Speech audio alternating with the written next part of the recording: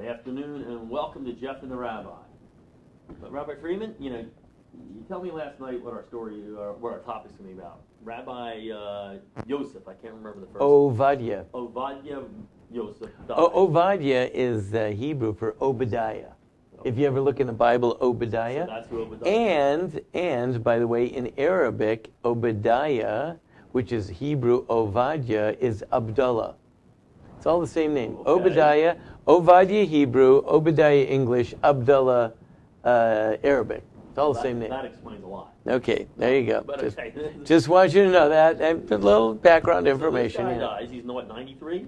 93, yeah. 93 years old, and approximately 1 million or so people show up at his funeral. Right. I was impressed. So I'm thinking last night, what is Rabbi Freeman really asking me in this topic? And I got it. I got your hint. Rabbi Freeman's saying to me, what do I got to do to become a Rabbi Rockstar? Right. I understand where you're going from, and I got it. I stayed up all last night thinking, I got a plan for you. Number one, it's a great concept in itself, with all this new reality TV, new show. So you want to be a Rabbi Rockstar. This could be huge, and I think the fan base would be huge. I'm gonna take your side in this thing. I can fix it. One thing, let me tell you, to get you started, and I've been thinking about this. You're a snappy dresser. You really are. You dress well. But I'm going to be honest with you. Can I be honest with you?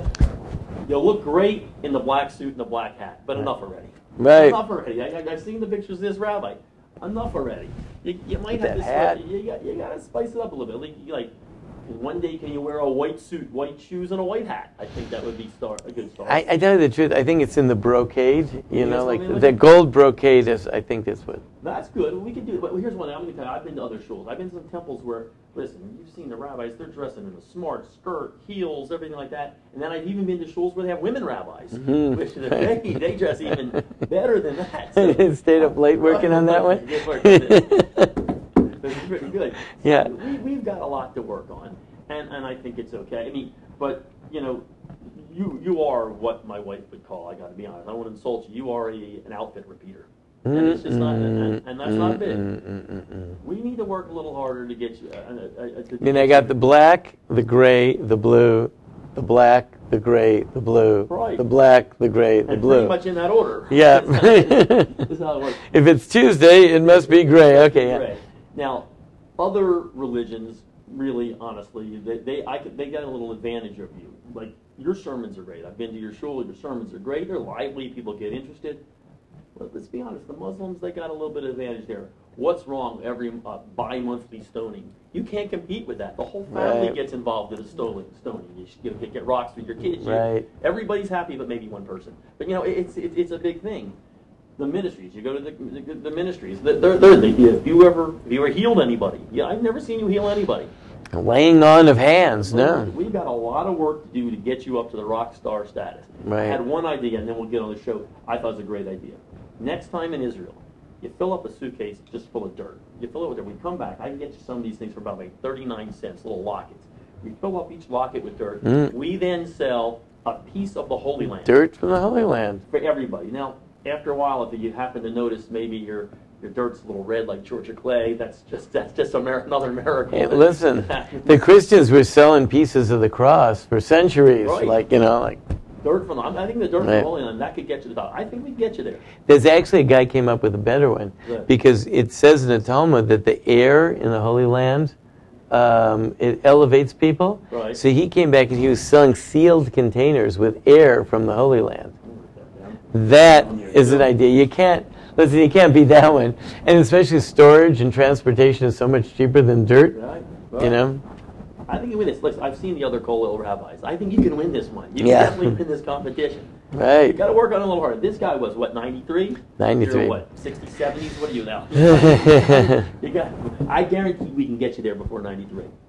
Yeah, well, okay. So I assume that's what this guy did. Why? How did he do it? I know you're working hard, but how did this guy do it? Well, I'll tell you the truth. He had a lot of things going for him.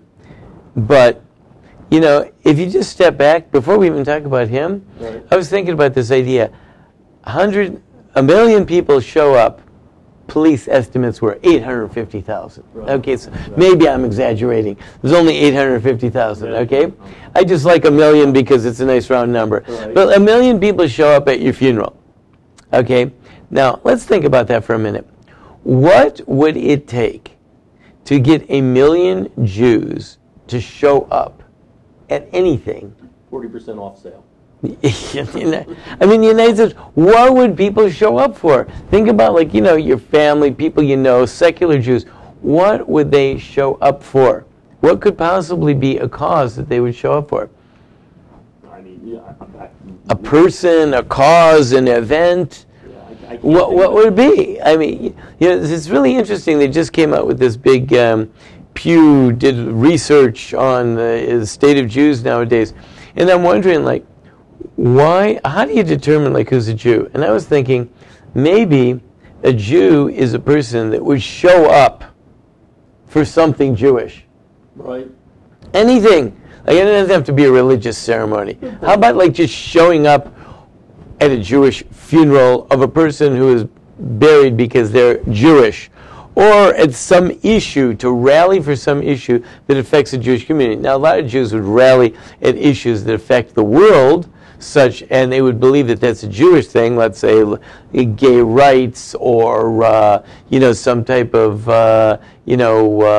cause that for the downtrodden, or hunger, or something like that. But those aren't necessarily Jewish things per se. To get people to show up, to go out into the street, and especially for a funeral, because when you go to a funeral, what are you rallying for? Usually not happiness going on. Like, if there's something that people are rallying for, like there's a cause they want to promote, like, for example, a political rally.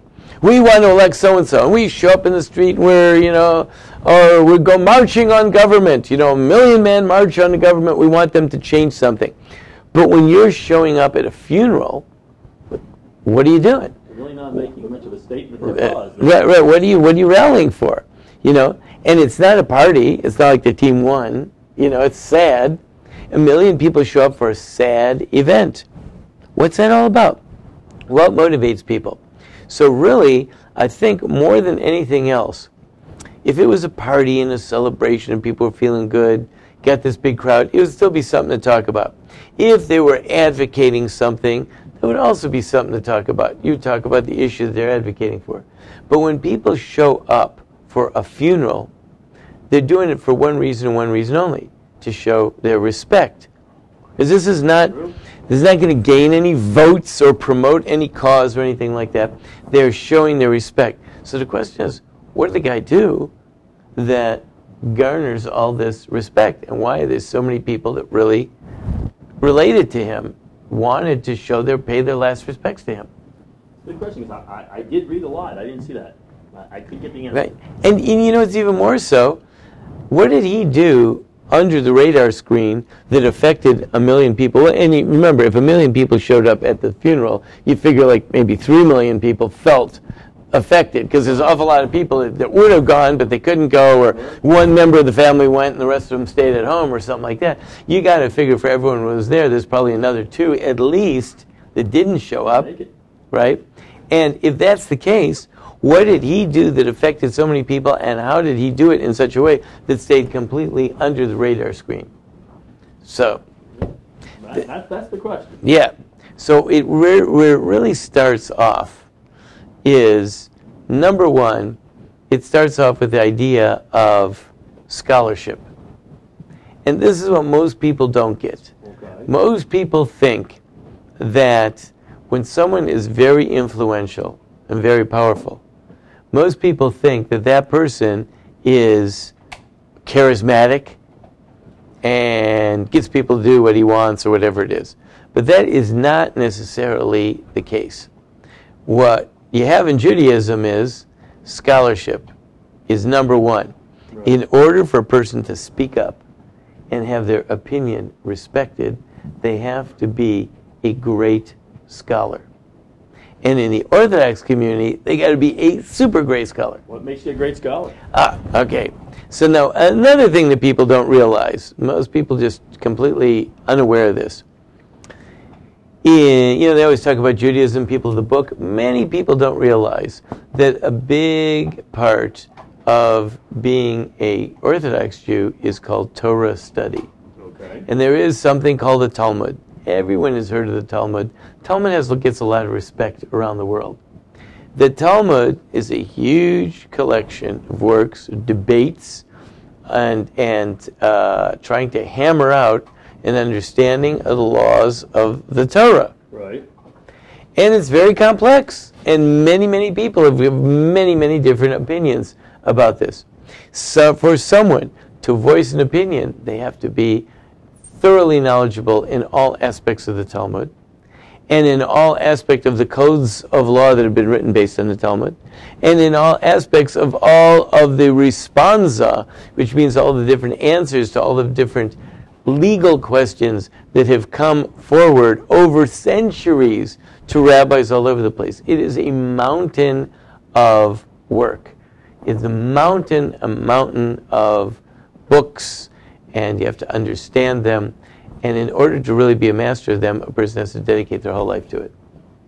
That sounds like not that interesting, but it sounds like it's because I've seen the Talmud. That's a tough one right there. It's a tough one. That's not easy. It takes a long time, and you have to be a really big expert. So, number one, this man, Ovadia Yosef, when he was a kid, he was already recognized as a prodigy, genius kid. He was studied and really dedicated his entire life to Torah study. And therefore, by the time he became an adult, right, he was already recognized as a master of Talmudics. And he began to serve on a Talmudic court when he was only 20 years old. And people recognized him. He wasn't looking to influence people, to gain position, to gain wealth, to gain prominence. He became a servant of the people. Which leads us to step number 2. How do you become a big rabbi? How do you get recognized? That's the big question. How do you move up the ranks? How do you get to be the chief rabbi? So you know what real interesting is? It's very democratic. If people accept you, they accept you. If you want to be chief rabbi and you get a bunch of people together, they elect you or something like that. If you're not big and you don't know what you're doing, and the public doesn't buy it, you're nobody. So there's no official. He's chief rabbi. I mean, is there an election? Or Right. Is there an Like the Pope, right? Pope gets elected by this College of Cardinals. Right. Okay, College of Cardinals elects the Pope. In Judaism, if the College of Cardinals elects the Pope, and the people don't buy it, he's not a pope. Not working. Okay. Nothing. It doesn't. People have to buy into it. And how do people buy into it? They send him questions, and he answers their questions, and they see the way he answers the questions. And all the scholars, Individuals send him questions all day and all night, and they bring him big, difficult problems, Right. and he publishes all of his answers. The answers get published. And people read the answers, and they read, hey, does this guy know what he's talking about, or is he just shooting from the hip? And they read it and go, wow, that's real scholarship. This guy really knows what he's doing. For many, many years, this Rabbi Ovadia Yosef used to do a call-in show on the radio. That's actually pretty interesting. And which was really a novel idea. And he was on there, and you could call him in. We're here with Rabbi Ovadia Yosef, and people would say, "I got that," and they'd ask him little questions and big questions, and he would just unload with a torrent of information and material, and nobody ever caught him on either missing something important or misunderstanding a source. And people started recognizing, this guy really knows what he's talking about. You could ask him about the tractate and Talmud here, in this part of the book, and this part of it, and he, off of his head, he knew everything. You know it. Anywhere, Wow. you know. I just heard this last night. He went on a tour. He was in the United States, and he went in New York to speak, and he was visiting different academies called yeshivos, academies of higher learning. And as he went to each one, from one to the other, he would ask them, which tractate in the Talmud are they learning? Because they pick one, and the whole institution studies it, in that semester. And the different ones study different tractates. And they would tell him which one they're learning. And he'd walk in and he'd deliver a lecture on that tractate to that yeshiva. Then they'd get in the car and he'd drive over to the other one. What are they learning? He'd deliver a tractate. Wow. So he was, pretty good. number one, he was recognized as an unparalleled scholar. And everyone recognized him. So that made him really big. But number two is, you could be a big scholar. He dedicated his life to the people. We didn't look for wealth. wasn't looking for money, wasn't really looking for power. And people are going to say, what do you mean? He founded a political party. Well, he lived in a particular time, and this brings us to issue number 2. Right. During his era, he lived in Israel, was born in Baghdad. Family moved to Israel when he was a little boy, around 1924 or something like that. Right. Born in 1920 in Baghdad, moved to Israel around 1924. Grew up, therefore, in Israel, lived in Israel basically for 90 years. Right? And those 90 years were pretty big years in Israel. Mid-20s till now. So he really saw the whole existence of the state of Israel come into being. During that period of time, there was an ingathering of the exiles. The residents of Israel came from primarily 2 places. Number 1, Europe, post-Holocaust. Right, Holocaust survivors came to Israel. Right. Number 2, the Sephardic countries. What I mean by Sephardic countries is people that trace their roots back to the Jews of Spain, all the way back to the time of the Inquisition. Sephardic countries includes all around North Africa. That's Tunisia, right, and Morocco, Algeria, Tunisia, Morocco, Libya, Egypt, up into Syria, Lebanon, and Iraq, Iran, down into Yemen, Turkey. Greece. All those Jews, those are all Sephardic Jews, as opposed to the Ashkenazic Jews, Germany, France, and into Eastern Europe, Ukraine, Russia, and Poland, and Lithuania. Okay, so there was this ingathering, because things, especially after the founding of the State of Israel, things got very hostile for Jews in those countries. They were at war with Israel, so a lot of Jews fled, and where are they going to go to? They fled to Israel. When they came to Israel, a lot of these people were very, very traditional, but vis-a-vis Israel were somewhat primitive. They were coming out of countries that were much more backward than Israel was. Right. They were not treated all that well. The government of Israel was by and large secular. These people were coming from a religious background. They came from a religious background and a different culture and perhaps even a different century. And they jumped to a different culture in a different time, in a different era, in a different language, and the family structure broke down. The religious structure broke down, and a lot of these people just were floating around. They became secularized like in a flash. Right. And he decided that it's his job to bring these people back to Judaism. So he said, how are we going to bring Jews back to Judaism? He says, education, Torah education. They can have pride in who they are, pride that they're Jews, and Jews, by his definition, revolve around the Torah. So he started promoting pride. He started acting as a magnet and a source of pride to his community. And he promoted himself as a major scholar that Sephardic, and therefore Sephardic Jews can be proud in. Sephardic Jews have a great heritage, can be proud. And after a while, he saw that in order to get anything done in Israel, you need to have a political party. He founded a political party. And that also brought a lot of Sephardic Jews back because they voted for that party, and then they got Sephardic descent members of the parliament. And they started feeling good about themselves and proud about themselves.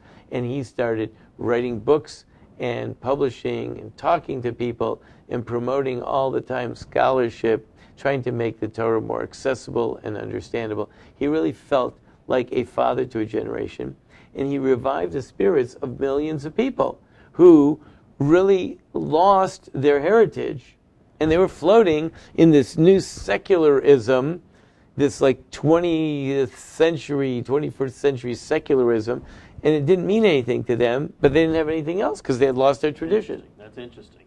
So he brought, so in the Sephardic community, he brought a lot of them back to Torah. Back to Torah, and he created entire communities, neighborhoods. He founded a school system that has tens of thousands of students in it. Because he said, listen, you guys, you're not very educated, because they weren't traditionally, there was a very low level of education in these communities. Very traditional, but not too much education. They had a few rabbis. The rabbis told them what to do. Everyone did. But they came to Israel, they weren't educated. Started a school system for them. Started promoting them. Started caring for them. Started being a leader and gave them a sense of pride and of leadership. Listen, see the picture. Look at the outfit he wore. Pretty nice. You see pictures when he's sitting in his office studying. Where's black, white shirt, black pair of pants. Where's his business suit, right? But he started going out on official ceremonial occasions, wore that outfit. People had a sense of pride, and he brought back many people to feel proud of themselves and of their religion. So that's number 2. First of all, great scholarship. If he didn't have the great scholarship, he could speak pride all he wanted. Everyone said, yeah, but you don't know anything. And in Judaism, scholarship is what carries the day. Right. So he won over everyone through his scholarship and then started promoting pride. But the last thing that I would say, personally, to me, that he did was he was extremely direct and outspoken. He was politically incorrect anytime he opened his mouth. I can respect that.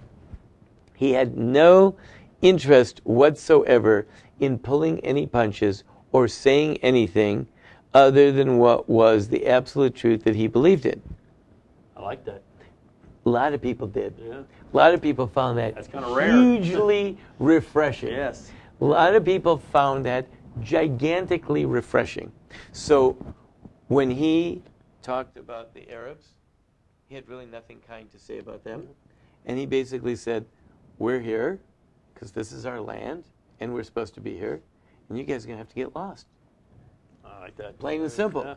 Yeah. He did say, interestingly enough, he did say that according to the Torah, we could negotiate away land if it would bring peace. But he also said it won't bring peace, so there's no sense in negotiating in land. He says as a Torah law, yeah, theoretically you could negotiate away land, but it won't help. And therefore, he just spoke very, very directly, very straightforward, very matter of fact.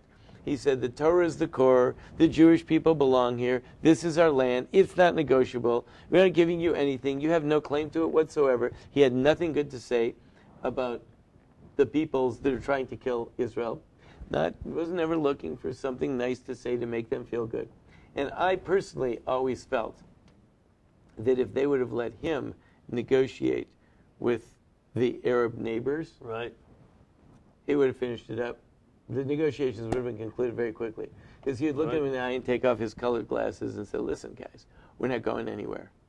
You're not getting this place. You're not going. And you know why? Because God said so. So you want to get on board? You get on board. If not, you're gone because God's sticking up for us. Interesting. I mean, it's interesting that attitude and that voice, who everybody you can say, yeah, I really respect that. But obviously they really do. That's what gets a million people. Not the guy who's out there making the, who's trying to make everybody feel good and everything like that. That doesn't work. Right. That guy like that gets the respect. Never, Makes ever, sense. ever. And that's why the press, of course, he would give a Saturday night lecture. And the press just loved it. Because they knew they'd get always, they'd get some real quote, stories in right, there. they get something they could just run all over the place with. And, the idea, like the attitude, who a Jew is, what a Jew is, how we understand the Torah, we're just trying to live according to the Torah, what God said about us, that's what we are, Abraham, Isaac, Jacob, promised land, chosen people, all that stuff. He just said it straight out, never pulled any punches whatsoever. So whenever you heard from him, this guy's talking straight truth that he believes. And if you ever asked him about anything, he'd just back it up with a mountain of sources. A mountain, like he'd just like flood you away with sources and say, listen, I'm not making this stuff up. I'm not doing this for me. This is what it says. What can I say? I like this guy. Yeah. Now I like this guy. A lot of people liked him. People found Right. pride in him. Yeah. People found a voice of clarity. People found a scholar that they could that could represent them. And there's one other thing you have to realize in the Jewish community. People believe that a person that's deep, deep, deep in the Torah, if the Torah is God's expression of himself to mankind, the deeper you are in the Torah, the closer you are to God. So people really revere great scholars for being close to God because they come to it through their Torah. So people believed that he was very close to God, and he loved the Jewish people more than anything, and that's what he wanted to promote. People knew that he loved them personally. They knew that he loved the people as a whole, and therefore they respected him. And they looked around and they said, you know what? We don't see anyone else coming up the line that's like him. Wow. Now, did they look at him more, I mean, I don't know how else to put it, in a cultish type of way? I mean, as in, because sometimes you worry about that when you get a big, strong leader in a community now that maybe is this cultish, is this more than just a great scholar? The interesting thing is that there are very many people, particularly Sephardic Jews, that just felt like he was everything. Right. But it wasn't a crowd of 1 million Sephardic Jews. It was all kinds of people. Oh, that's very interesting. Like my son was at the funeral, and he's not a Sephardic Jew. And the decisions and the halachic decisions don't really affect him too much. He's got his own rabbis and follows their views, and they may at times disagree. But everyone recognized that this was a great man who was looking out for God and the Torah and the Jewish people. And therefore, 1 million people showed up. Not all of his followers, people who recognized him and recognized his greatness and realized that the Jewish people has lost something very tremendous. Now, I can't imagine any other person that is alive right now whose death would bring about a huge funeral. I can't imagine any person who's involved in politics. I can't imagine any person who's a man of letters. I mean, who could it possibly be? No, I'm with you. The head of the Council of Jewish Presidents, the head of the what? The what? I mean, I can't imagine. With the Prime Minister of Israel, the President of Israel, I'm sure there'd be a big crowd at his funeral, but, I can't see it. Right, yeah. I just can't see it. Now, maybe if the person was assassinated, but he died as an old man, lived a long life, a long, fruitful life, and died of natural causes or whatever it was. He had his own health problems, and he died at age 93. Okay? What would bring that out? Who would bring it out? What person is there? Even in a religious realm, I don't see anyone else around that would elicit such widespread sense of feeling that they wanted to pay their respects. Because 1 million people there, and of the 1 million people, probably, or even if it's 850,000, probably 750,000 of them were there because they were paying their respects to the Torah. And that's really the bottom line. And that's interesting. Yeah. He was an embodiment of what Judaism is, and that's the Torah. There's probably 100,000 Jews that were there because they felt for whatever political reasons or some other reasons they needed to be there for whatever reason. But most of the people were there, followers of his or not, he embodied the Torah, and that was valuable. See, that's interesting, and it's interesting that today that's what brings out 1 million people, or right. It isn't the rock star, it isn't, as you said, the politician. It's really the embodiment of Torah. That's what brought them out there, right. Which is surprising a little bit, actually. Because that is something that people value. They say this means something. This is not a person that was promoting himself. It wasn't about him at all. As a matter of fact, he tried to make everything not about him, right? It was really about what he represented and what he stood for. And nowadays, how many people really are doing that? How many people really live lives that are not really about me, but what I stand for? Where do you find that? Who's the adulation right now? I mean, are you going to talk about like movie stars? Are you going to talk about sports figures, politicians? It's always about them, not what they represent. And he tried to be all about what he represented, a cause, an ideal, not about him personally. Wow. And this is actually an interesting lesson. It's an interesting thing to talk about. I may have a new favorite guy. I might start reading about this guy. You should read up on him. Until last week, I never heard of the guy. He published in his lifetime 56 works. And these are not just like interesting ideas like what I'm thinking about. He published works that were deep scholarly tomes that two people have to read together and discuss to understand a page of. Okay, I'm not going to read that then. No. I might not read that. Deep, deep, deep stuff. But He wrote, and much more to come, because he has, like, writings and manuscripts that are going to be published for years and years to come.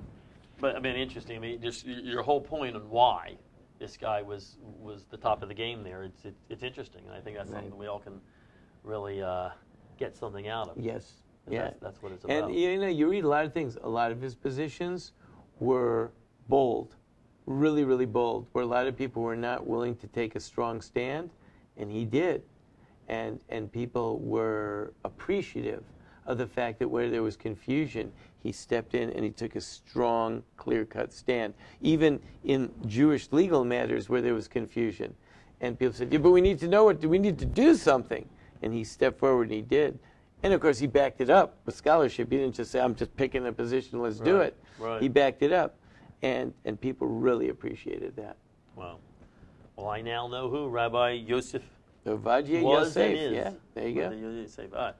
Good. Better get used to that word Ovadia. I would bet you're going to start to kids? hear lots of kids in the next Ovadia. few years named Ovadia. Yeah, you're going to hear lots of them. I'm now behind them. I like it. Go. Good. That's good stuff. Okay. Very interesting. Very interesting. All right. Well, we will see you next week on Jeff and the Rabbi.